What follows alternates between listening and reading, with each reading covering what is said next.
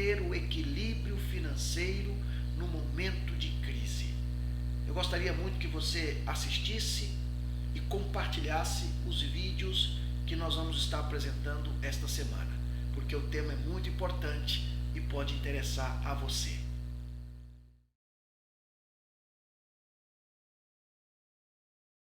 Temos o maior prazer de concluir esta série Equilíbrio Financeiro com o último vídeo, que será a cereja do bolo. O tema aqui é muito importante e ele vai contribuir para fazer com que você tenha uma compreensão total e significativa do que é preciso fazer para sermos organizados financeiramente. Não sofrermos por causa das nossas finanças, por causa das dívidas que nós adquirimos de maneira irresponsável ou porque fomos negligentes com a administração dos recursos que chegaram às nossas mãos. Então, vamos para a apresentação que desde o primeiro vídeo nós estamos fazendo aqui. Se você não tem assistido aos nossos vídeos sobre equilíbrio financeiro, trazendo aqui dicas para ajudar a equilibrar suas finanças, é só ir lá nas nossas redes sociais e procurar os outros vídeos que eles vão te ajudar com estas dicas e com estas orientações. Dicas para ajudar você a equilibrar suas finanças. No primeiro vídeo tratamos de como é importante organizar as nossas finanças. No segundo vídeo nós estabelecemos uma estratégia certa, principalmente para aqueles que estão desempregados. No terceiro vídeo, a dica foi eliminar as dívidas que tiram a paz. O quarto vídeo e o quinto trataram de como nós temos que viver princípios bíblicos sobre finanças em nossa vida. E o vídeo de hoje vai tratar desta quinta dica. Precisamos saber como usar corretamente o dinheiro que nos chega às mãos, ou na nossa carteira, ou na nossa conta bancária. Provérbios, capítulo 15, verso 16, sabedoria de Salomão, inspirado por Deus, escreveu: é melhor ter pouco com temor do Senhor do que grande riqueza com inquietação. Uma pura verdade. Se você tiver poucos recursos, mas for obediente a Deus, você vai ser abençoado. Esse texto é pura sabedoria que precisa ser praticada por mim e por você. Mas eu quero te fazer uma pergunta para você pensar comigo. Como é a sua relação com o dinheiro?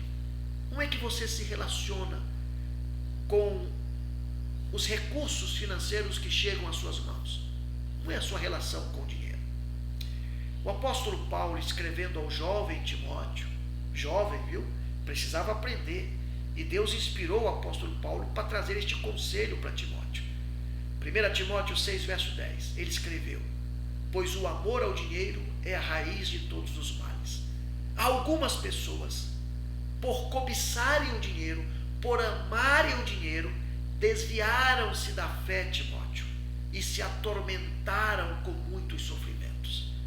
Preste bastante atenção nesse texto, que às vezes ele é lido sem muita atenção e as pessoas interpretam esse texto de uma maneira equivocada, chegando a dizer que o dinheiro é a raiz de todos os males.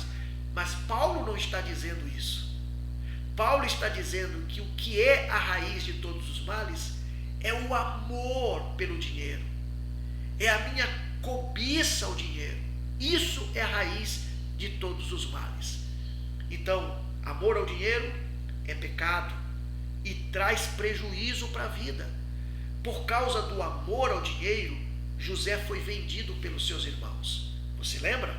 Por causa do amor pelo dinheiro, Sansão foi traído por uma mulher e foi entregue aos filisteus. Também por causa da cobiça pelo dinheiro, Geazi, servo do homem de Deus Eliseu, enganou a Naamã e mentiu para o seu senhor Eliseu. Por causa do amor ao dinheiro, Judas traiu a Jesus e o entregou às mãos dos ímpios. Ananias e Safira tentaram ludibriar, mentiram para o apóstolo Pedro. Então, amar o dinheiro é pecado e ele pode trazer prejuízo para a sua vida, para a minha vida. Se não soubermos lidar com o dinheiro que chega às nossas mãos, nós vamos ter problemas. Olha o que a serva do Senhor escreveu em Lar Adventista. Esse livro é para a família. E ela escreveu uma coisa muito importante sobre isso. Não saber lidar com o dinheiro. Lar Adventista, página 372. Inspirada por Deus, Ellen White escreveu: mediante uso inadequado ou desavisado, o dinheiro se tornará um laço para o seu possuidor. E olha, irmãos, como o dinheiro tem se tornado um laço para muitas pessoas, simplesmente porque elas não sabem lidar com o dinheiro. Como é a sua relação com o dinheiro? Está pensando nesta pergunta? Importante você fazer uma autoavaliação neste momento. Sabe por quê? Para ver se você não está agindo de maneira errada e perigosa. Eu vou destacar aqui 3 atitudes equivocadas e perigosas. A primeira atitude é quando eu vivo para ganhar dinheiro. Cuidado com isso, porque é errado pensarmos que o dinheiro é um fim e não um meio. O dinheiro não é um fim, o dinheiro é apenas um meio. Há muitas pessoas que dizem: eu quero acumular o máximo de dinheiro. Mais dinheiro, mais dinheiro. Quanto mais eu tenho, mais eu quero. São pessoas que vivem para ganhar dinheiro. E saiba de uma coisa, meu irmão: você nunca vai conseguir viver feliz se viver somente para ganhar dinheiro. Dinheiro pode te dar muita coisa, mas o dinheiro não vai te dar felicidade daquela que realmente vai preencher a tua vida. Viver para ganhar dinheiro não faz ninguém feliz. Outra atitude errada: negar a importância do dinheiro. É um outro extremo. Errado pensar que o dinheiro é a raiz de todos os males. Paulo não falou isto a Timóteo. E há muitas pessoas que pensam que Paulo falou isso e já condenam o dinheiro. Paulo não está menosprezando o dinheiro para Timóteo. O que ele está dizendo é que Timóteo não ame o dinheiro, não viva em função do dinheiro. Ellen White diz o seguinte: o dinheiro não é necessariamente uma maldição. Ele é de grande valor, porque se corretamente usado, pode fazer bem na salvação de almas, em bênçãos a outros que são mais pobres do que nós mesmos. Lar Adventista, página 272. E é verdade. Quando eu uso corretamente o dinheiro se torna importante para ajudar pessoas, inclusive para ajudar na salvação dessas pessoas em Cristo Jesus. A terceira e última atitude errada e perigosa é quando você serve ao dinheiro. Trabalhar descontroladamente, por exemplo, para desfrutar de prazeres e luxos, é uma demonstração de alguém que vive servindo ao dinheiro. Uma outra demonstração é quando eu ofendo a minha esposa, ou meu filho, ou qualquer que seja outra pessoa, por causa do dinheiro. Olha, você está comendo aqui dentro do meu carro, mas é o seguinte, aqui não é para comer. Eu não quero que você suje o meu carro. Não quero que os meus bancos de couro do meu carro fiquem sujos. Então não coma aqui, viu? Não coma aqui. E o pai briga com o filho. E o pai às vezes é muito áspero com o filho, com a esposa, por uma questão material de valor. Ofender pessoas por causa de posses materiais é uma demonstração clara de que eu sirvo ao dinheiro. Uma outra demonstração clara de servir ao dinheiro é quando alguém vive para acumular fortuna. Olha o que Jesus nos ensina em sua palavra. No Evangelho de Lucas 12, verso 15, ele diz que a vida não consiste na abundância de coisas materiais.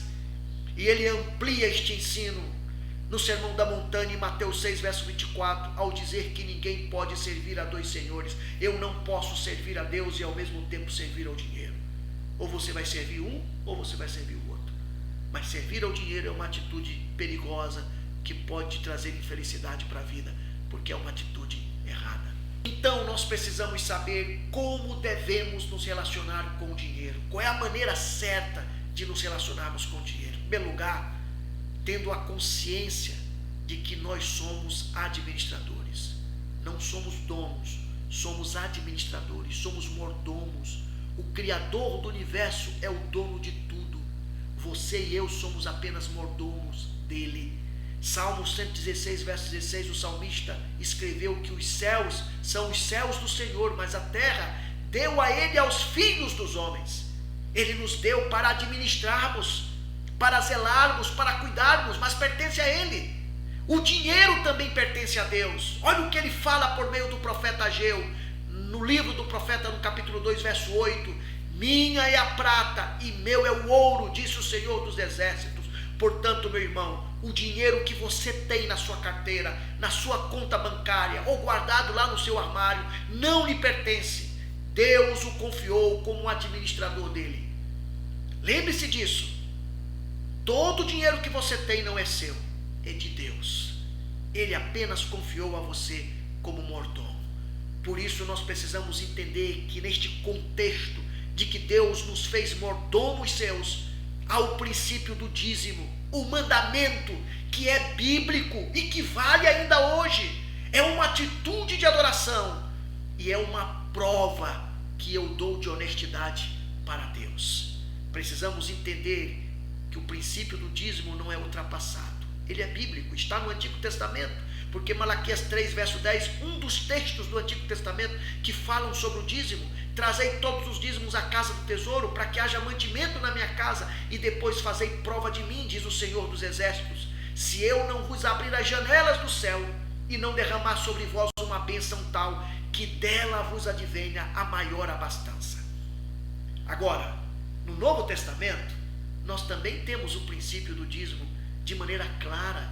Jesus aqui falando para os hipócritas e fariseus dos seus dias, ele reconhece que o dízimo é importante. Olha o que ele falou para eles: ai de vocês, mestres da lei, fariseus hipócritas, vocês dão o dízimo da hortelã, do endro e do cominho, mas têm negligenciado os preceitos mais importantes da lei: a justiça, a misericórdia e a fidelidade. Vocês devem praticar estas coisas. O que são estas coisas? Devolver o dízimo, sem omitir aquelas, os preceitos mais importantes da lei. Então Jesus está colocando em pé de igualdade e dizendo que o dízimo era válido em seus dias, como continua válido em nossos dias. Então, se você ouvir por aí algum pregador evangélico dizer: não, o dízimo é um mandamento que ficou no Antigo Testamento, no tempo da graça, do Novo Testamento para cá, o dízimo perdeu a sua validade. Errado, porque Jesus defende este princípio em seus dias, e também ele está mostrando isso para nos ensinar hoje como seus discípulos. Então, dízimo é um princípio bíblico e válido em nossos dias. O dízimo é uma atitude de adoração. Jacó demonstrou isso ao devolver ao Senhor seus dízimos.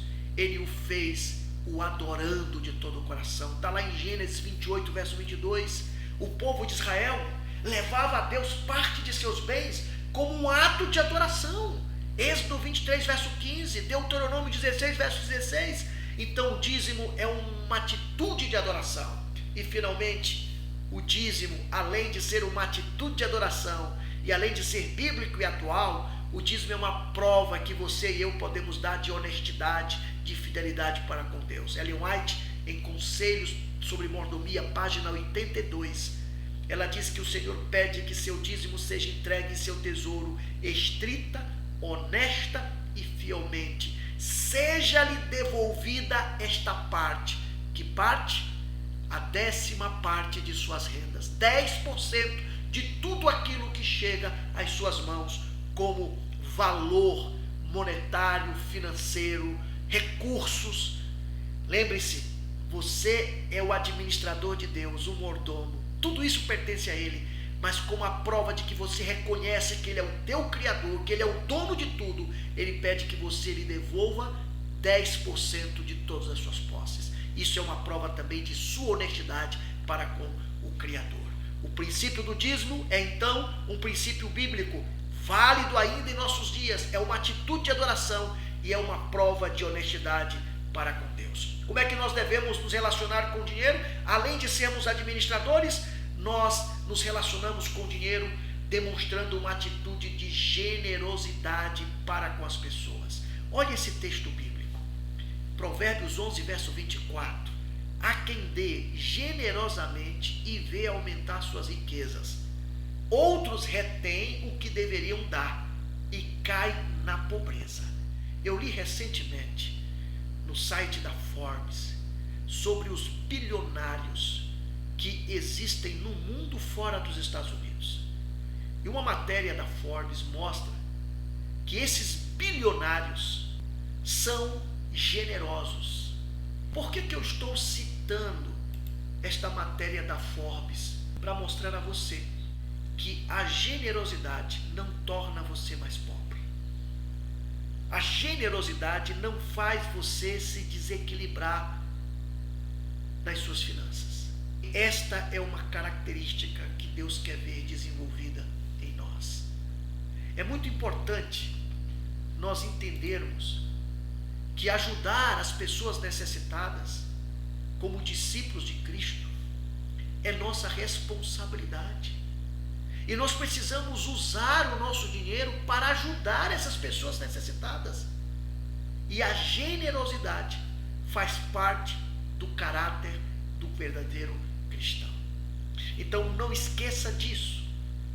Essa deve ser a forma como você deve lidar com os recursos que chegarem às suas mãos, sendo fiel a Deus, porque você é o mordomo dele, devolvendo aquilo que pertence a ele, mas tendo um coração também generoso.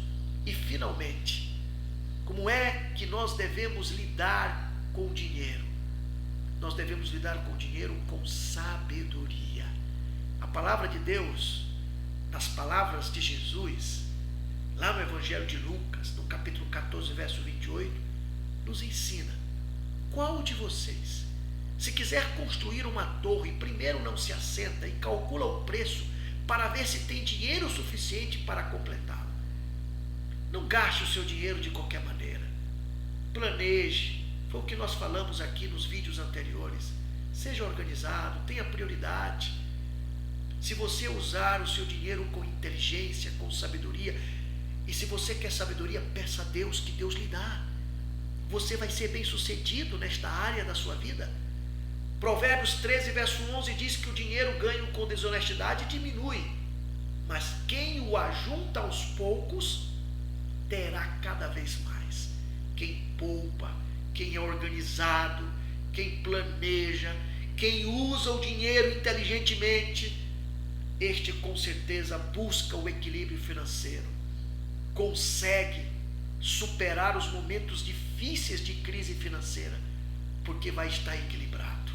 Eu concluo esta série dizendo: quando consideramos tudo o que devemos fazer com o nosso dinheiro, conforme nós abordamos aqui nas dicas apresentadas para vocês, nas orientações desses vídeos, quando nós consideramos tudo isso, nós compreendemos a importância da boa administração financeira, do equilíbrio financeiro, como é importante e como é necessário na nossa vida. Nosso dinheiro é uma ferramenta que devemos empregar para fazer a vontade de Deus, não a nossa própria vontade, não o nosso egoísmo, não o nosso prazer individual, mas a vontade de Deus. Que o Senhor te abençoe, que estes vídeos possam te ajudar de verdade com essas dicas e com essas orientações, e que você obtenha equilíbrio financeiro na tua vida.